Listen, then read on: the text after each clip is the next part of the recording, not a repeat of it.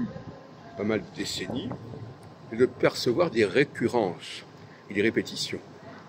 Quand on est trop jeune, dans sa vie, et même aussi dans ce qu'on a pu observer, on n'est pas en mesure de voir des répétitions. Évidemment, il y a l'histoire, on peut étudier l'histoire et voir des répétitions, mais vivre des choses soi-même, soit pour soi-même, soit pour ce qui se passe autour de soi, ça ne fonctionne que si on a vécu un certain temps.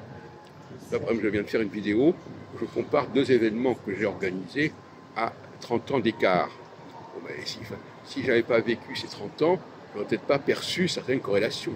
Et donc, je n'aurais pas pu faire des relations correctes au niveau astrologique.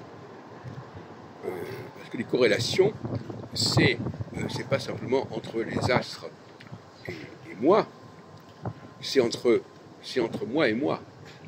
C'est-à-dire, des différents événements, il faut les relier entre eux et apercevoir qu'ils sont marqués par le phénomène du 7. 4 fois 7, 5 fois 7, 6 fois 7, 3 fois 7. Percevoir des processus à base 7, des processus séténaux, c'est fondamental dans l'astrologie. Et ça peut se faire avec un calcul mental basique, sans aucun problème. Donc, vivre 30 ans, 40 ans, 50 ans, c'est une excellente école pour faire de l'astrologie correctement.